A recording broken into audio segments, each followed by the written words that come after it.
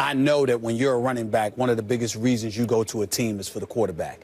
And Andrew Luck is certainly worthy for going to Indianapolis. The problem is that Ryan Grigson has done a piss-poor job of helping protect and build around Andrew Luck. You haven't really protected him. Andrew Luck in his first 3 years in the NFL was sacked 100 times. He was hit about 70 additional times. Last year, he was out, only played about 7 to 9 games because of a lacerated kidney, along with a bevy of other injuries. This year, even though their offense is ranked 7th, and their passing attack is ranked 13th, and their running game is ranked 17th, here's the reality of the situation. Andrew Luck has been sacked 23 times. We can't count the amount of times he has been hit. Even though you've drafted on the offensive line, you haven't shown up in free agency. Your drafts haven't been that great if you're Grigson.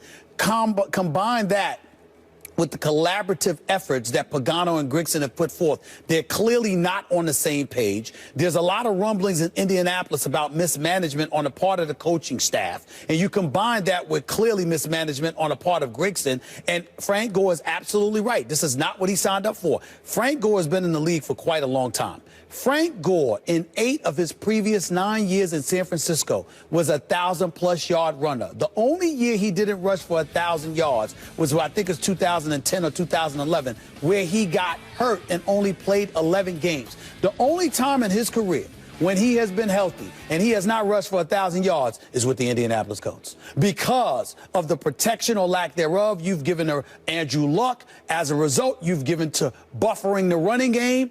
And now this defense isn't showing up. They're ranked 28th in the league, 25th against the rush, okay, 29th against the pass. I mean, come on. You didn't sign up for that. So he did make a mistake, because this is not the team he thought he was coming to. And it's all about Grigson and Pagano and Irsay, who kept them together. Frank Gore absolutely did not make a mistake going to the Colts. And everything you said about Grigson is right. I mean, they did not put a team together. But going into that situation, it's not like the Colts looked amazing. Andrew Luck looked amazing. And he still is. Look, is Andrew Luck still my pick for MVP? It doesn't look good right now, right? But I'm not bailing on it. He's 7th in the league in QBR, 11 touchdowns, 4 interceptions. And you could say whatever, if this, if that. But the fact is, they lost a close overtime game in which the defense absolutely collapsed. Still, overtime means it's a very close game. They had the late lead. If they win that game, they're in a tie for first place right now and have a divisional win over the Colts, who are in fact, over the Texans, who are in fact in first place right now. So it looks bad. Oh, they're last place there, 2 and 4, whatever. They were a play away from tied with the Texans. And why is that? It's the same reason they won 11 games for Andrew Luck's first 3 seasons in the league. Because he really, when you isolate him, he's the best player in football. Yep. Really, when you look at Andrew Luck and what he brings and isolate his value from the rest of the team, he's a one-man band. So what does he need? He needs a running back. And Frank Gore, an older running back, he's not elite anymore. If he ever was, I'm not saying he was ever top 5, he was a very good back, is still a good back. He's carried the ball 100 times. He has 434 yards. So by my calculations, not only will he have 1,000 yards this year plus, but he's averaging 4.34 yards a carry, which is quite good, Stephen A. Smith. We can appreciate your calculations if you're looking at it in a vacuum. But we're not talking about Frank Gore in a vacuum, because Frank Gore alluded to the point that he may have made a mistake coming here. This is not what he signed up for. He's clearly not talking about himself. Right, Hold on. So, I'll let you talk. No, you didn't. Yes, I did. I didn't say a word. No, I didn't say a word. No. The fact is that Max, your opinion is embarrassing. Oh. You know why? Because outside of Denver, they got losses to the Lions, the Jacksonville Jaguars, and the Houston Texans. Your MVP candidate got losses to Detroit, Jacksonville, and Houston. Sure.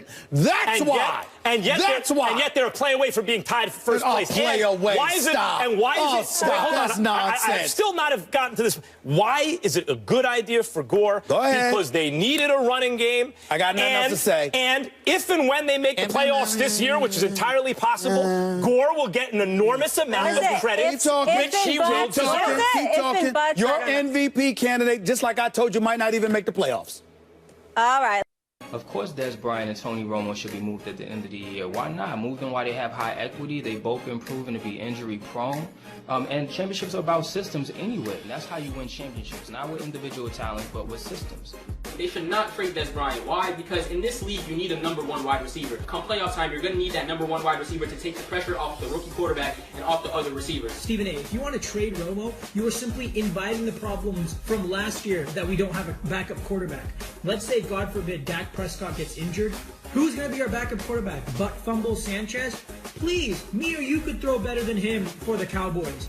And Stephen A. Smith, I know you didn't have a gall to disagree with the great Donovan McNabb about Des Bryant being expendable. Of course he's expendable. If the quarterback is expendable, you know the wide receiver is expendable. And Stephen A., don't think I ain't got no suits. I'm coming at you. Only reason why I'm wearing this t-shirt is I'm honoring Stuart Scott, the late great Stuart Scott. I'm coming for y'all's first take.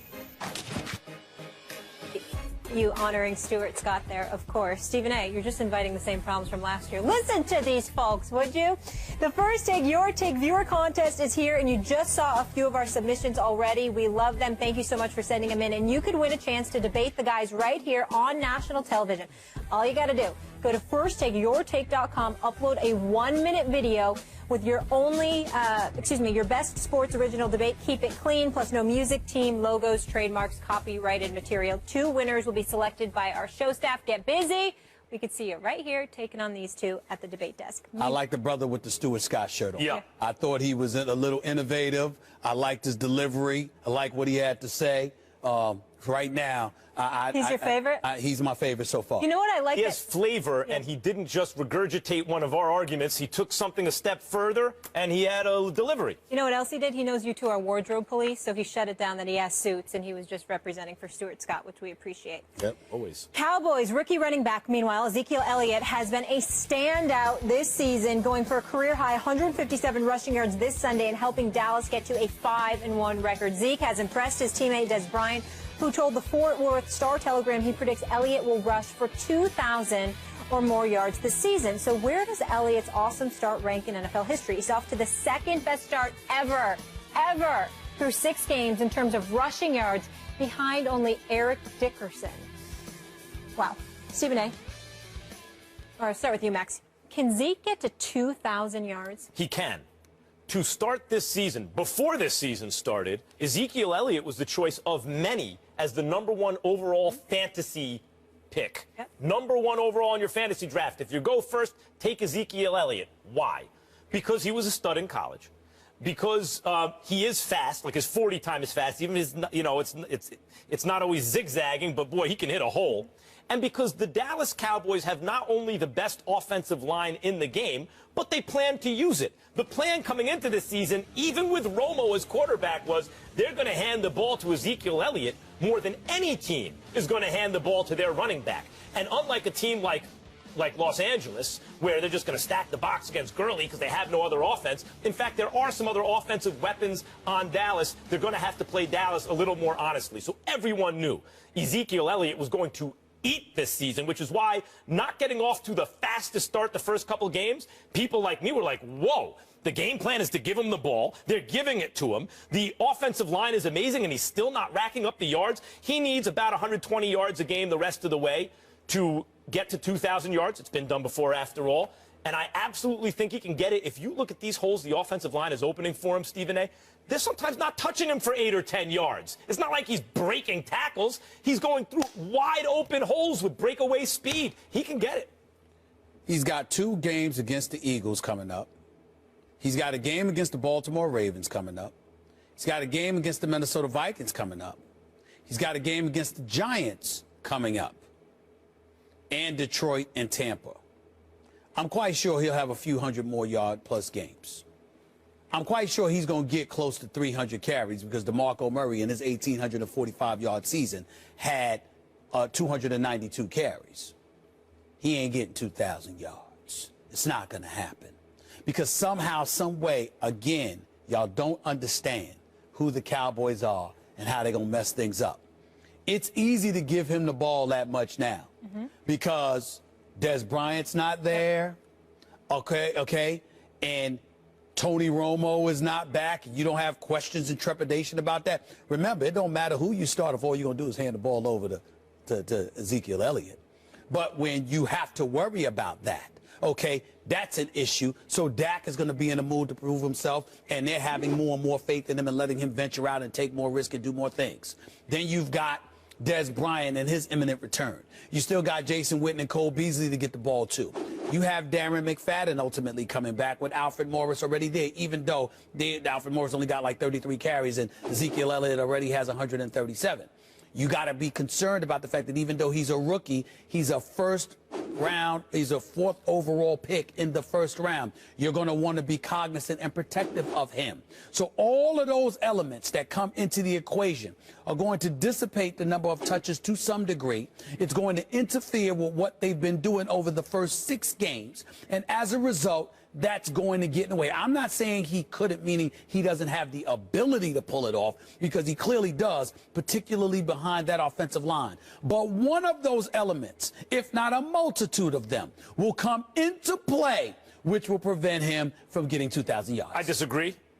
2 reasons. 1, the most impressive thing about the Dallas Cowboys this year, and you hear analysts say this, and sometimes it sounds like BS when you have nothing better to say, but sometimes it applies. The team doesn't know what it is, who they are. They don't have their identity. Dallas has its identity. It is a time of possession, ball control offense. You do that by running the ball. You know, you don't do that by taking shots down the field constantly. You do that by handing it to a dominant back behind an excellent offensive line and with a quarterback that's not going to turn the ball over. That's exactly who Dallas is. That's how they're having their success. And furthermore, that's just the execution of the game plan heading into the season. This is who they wanted to be and planned to be, and now it's successful. That's 1. 2, in terms of being protective of the running back, you're not protective of your running back. Well, they spent a high draft pick on him. What you want to do with a running back is use him up before you have to pay him.